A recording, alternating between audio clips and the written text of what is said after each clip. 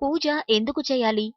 అన్ని మతముల్లోనూ దేవుడు, దేవుని ఆరాధన ఉంది. సంప్రదాయాలు, కొలిచే విధానాలు వేర్వేరుగా ఉన్నాయి. కాని మూలాలు, అర్థము, పరమార్థము ఒక్కటే.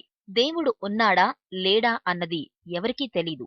అది ఒక నమ్మకం మాత్రమే. పూర్వం ఆదిమానవుడు ప్రకృతిలో ఉండే బీభత్సవాలు, ఉరుములు, మెరుపులు, గాలివానలు, సునామీలు, వరదలు, చీకటి, వెలుతురు, చలి, ఎండ, వానల నుంచి బయటపడి అప్రమత్తముగా అమ్మో నాన్నో అని అరిచేవాడు. చనిపోయిన అమ్మా నాన్నల్ని తలుచుకుని ధైర్యం తెచ్చుకునేవాడు.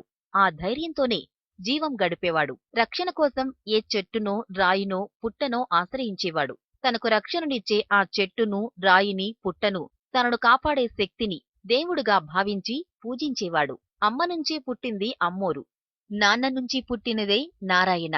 చెట్టే అమ్మోరు, పుట్టే నారాయణుడు. దేవుడు లేడని మానవుని నమ్మకాన్ని వమ్ము చేయకూడదు.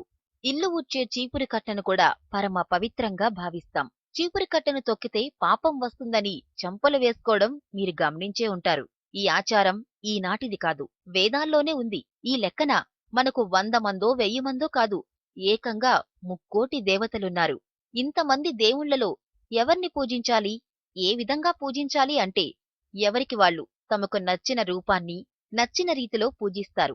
ఇంతకీ అసలు దేవుళ్లకు రూపాలున్నాయా? తలమీద కొప్పు, మెడలో సర్పం ఉంటేనే శివుడా? విల్లు బాణం ధరిస్తేనే రాముడా?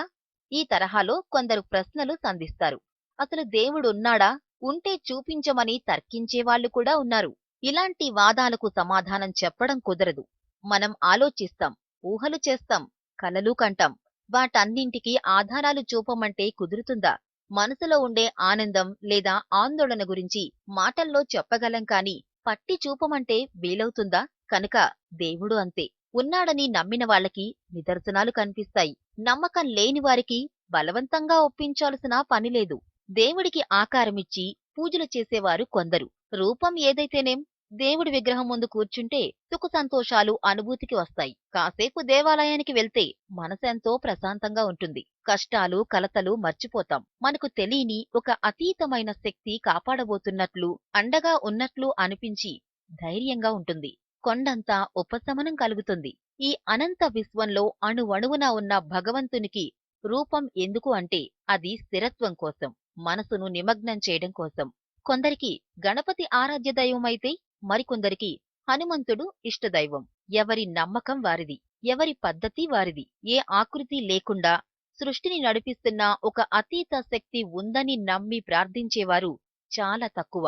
మనసులో ఏదో ఒక రూపాన్ని ప్రతిష్ఠించుకుని ఆరాధించేవారే అధిక శాతం. ఈ విధానం అన్ని మతాల్లోనూ ఉంది, అన్ని ప్రాంతాల్లోనూ ఉంది. రాముడు, కృష్ణుడు, దుర్గాదేవి, లక్ష్మీదేవి ఈ దేవుళ్ల రూపాలు మన పూజా మందిరంలోనే కాదు, గుండె గుడిలోనూ ప్రతిష్ఠించుకున్నాం. ఆ రూపాన్ని అర్చిస్తున్నప్పుడు మనసు అక్కడ నిమగ్నమవుతుంది. ఆ కాసేపు ఇతర ఆలోచనలు లేకుండా దేవుని మీద కేంద్రీకృతం అవుతుంది. అందుకే దేవుణ్ణి పూజిస్తాం.